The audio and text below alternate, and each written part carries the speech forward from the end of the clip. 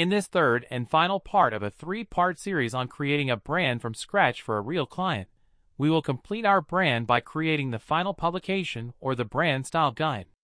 We will use InDesign, which is the best app for publication design. So let's get started.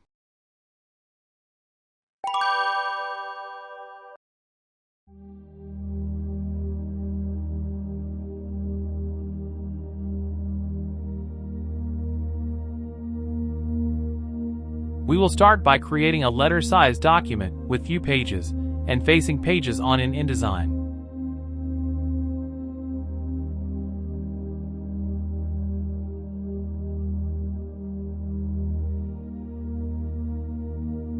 Next, we will create the master page for a general layout. Master pages are templates, which apply to all spreads. This can be a good place to put all repeating things like page numbers, page headings, page dividers, etc. I am creating a simple grid for the layout. You can either use the modular grid or just pull the guides to create a random simple grid like this. Since I am putting the grids on the master page, it shows on all pages. Using a grid on all spreads make the document look consistent.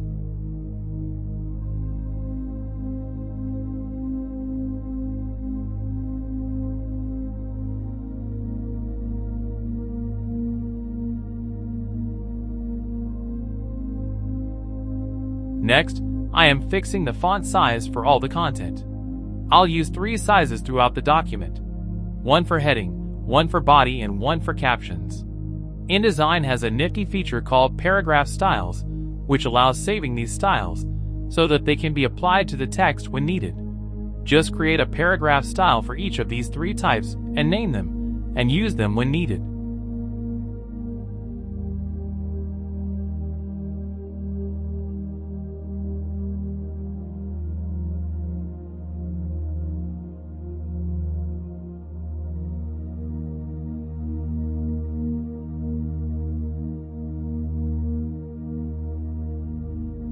Here is how to create the paragraph style and save it for future use. Just select the style that you want to create paragraph style for, click on this plus sign and name it. You can delete the text after creating the paragraph styles. Later, when you need to apply these 3 styles, just click on drop down in the paragraph styles panel and select the save style, and it will apply that style to the text. This saves a lot of repetitive tasks.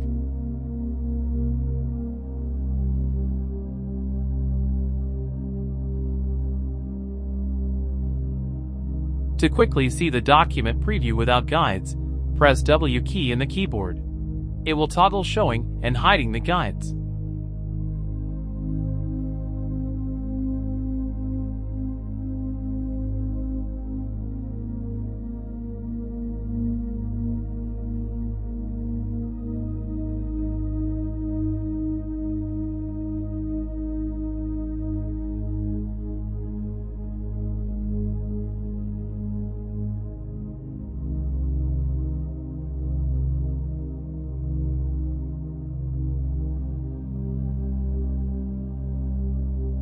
Here is how to add automatic page numbers in InDesign.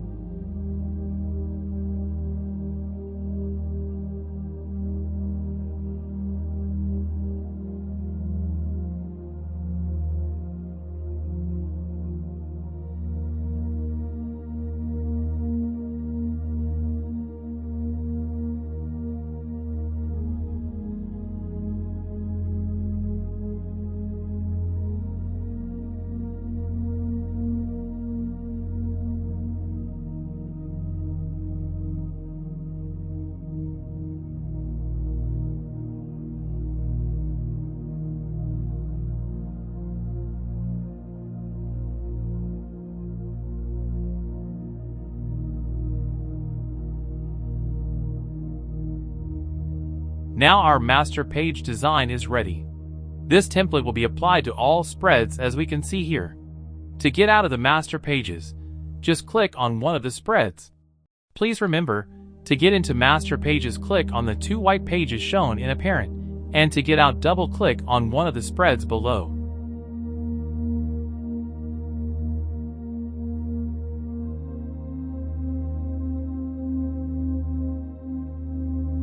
Here I am applying the paragraph styles we saved earlier from the dropdown.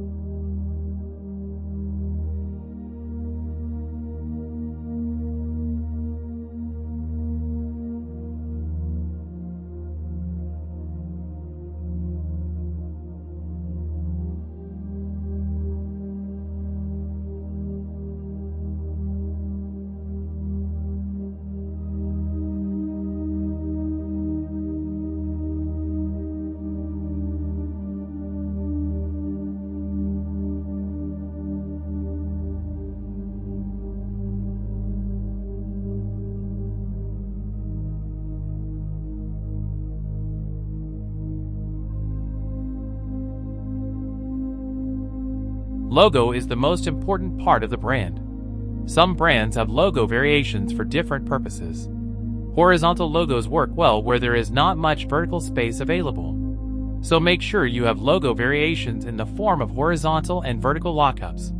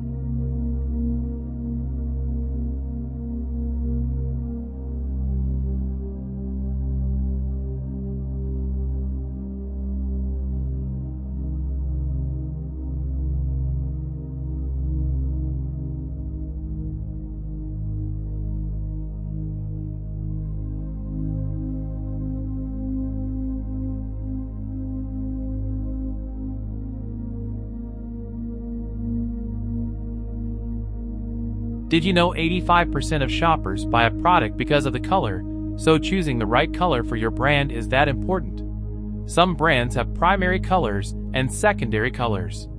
Primary colors are used most of the time, and secondary colors are used sparingly. Normally, primary color is shown by bigger box sizes in the guide.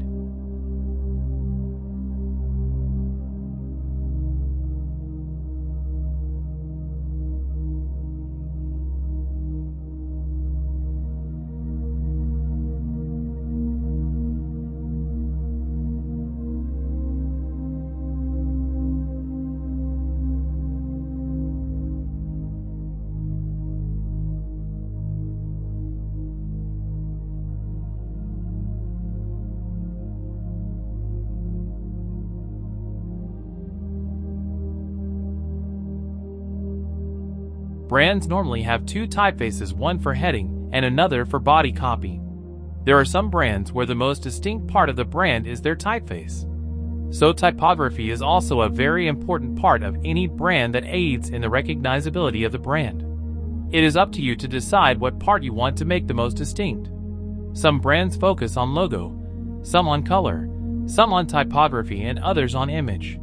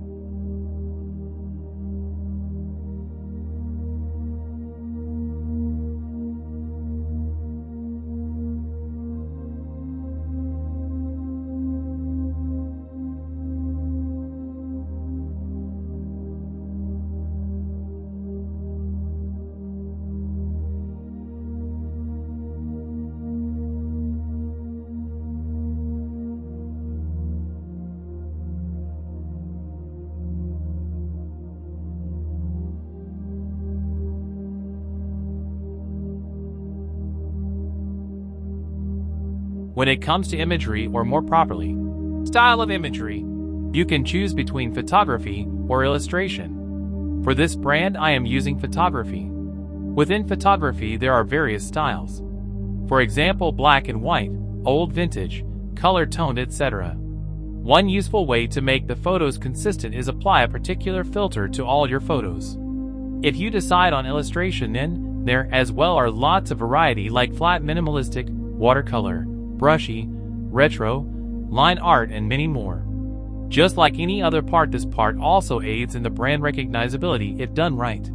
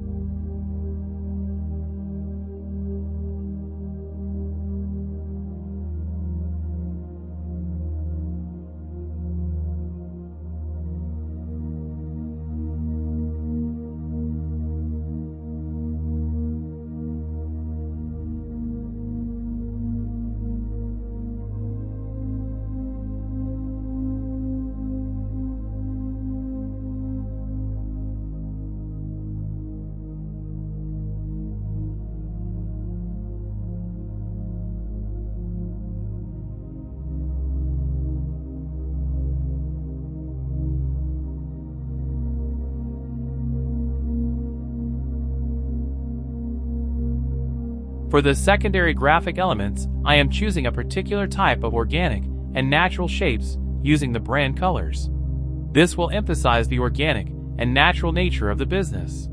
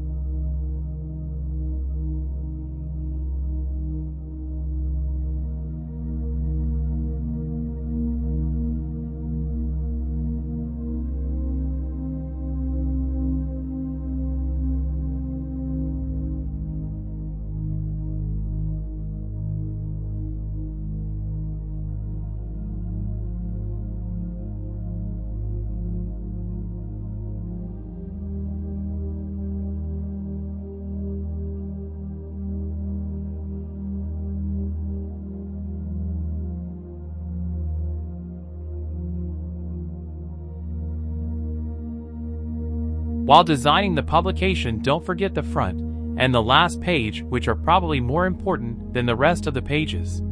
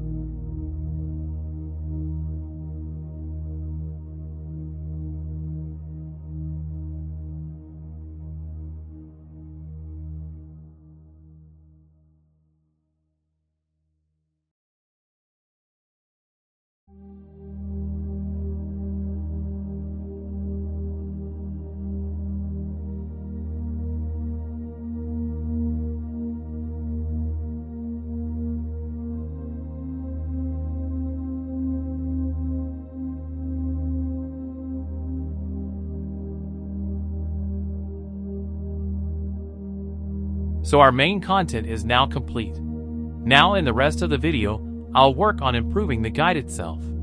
Please note, I have left out several pages from this guide to keep the video length manageable. The pages that are important to keep include logo clear space, logo do's and don'ts, brand strategy, minimum sizes, etc.